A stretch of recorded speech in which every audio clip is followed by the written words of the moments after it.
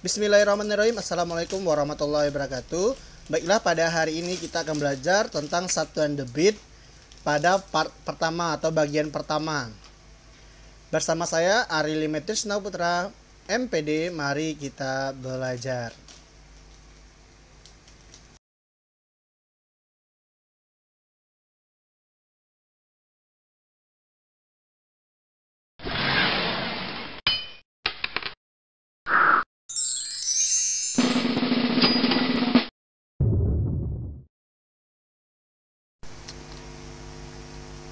Contoh satuan debit. Satuan debit dalam detik, meter kubik per detik, desimeter kubik per detik, sentimeter kubik per detik, milimeter kubik per detik.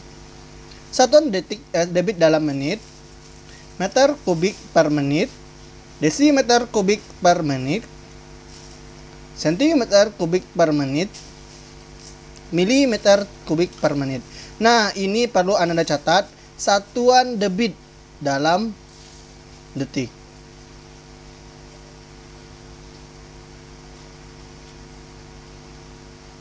Nah, kita akan mengubah satuan debit dalam waktu atau dalam satuan waktu yang sama. Satuan waktu itu apa ya? Tadi detik dan menit ya. Berarti kita akan mengubah satuan debitnya atau kubiknya dengan menit atau detik yang sama.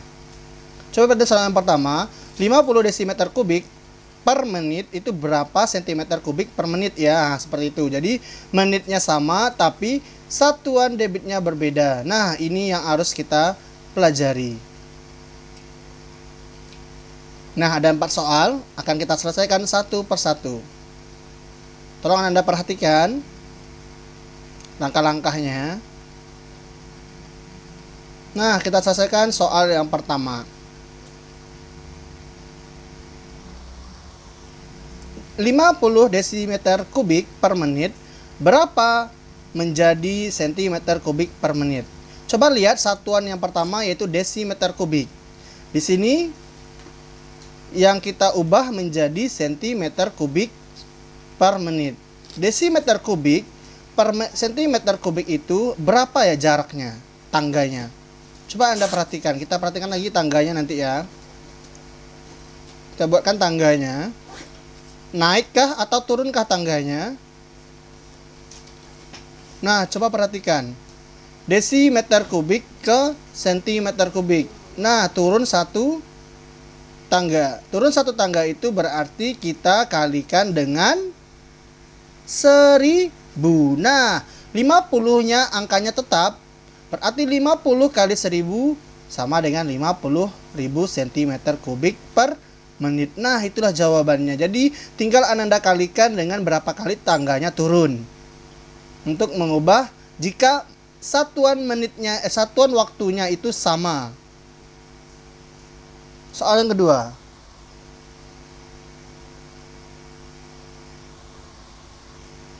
(67 meter kubik per detik sama dengan berapa sentimeter kubik per detik? Nah, sentimeter ke meter kubik ke arah sentimeter kubik. Detiknya sama detik sama. Berarti kita tinggal mengubah berapa dari meter kubik ke sentimeter kubik. Berapa tangga yang dilampaui? Coba lihat. Dari meter kubik ke arah sentimeter kubik ada 2 tangga turun.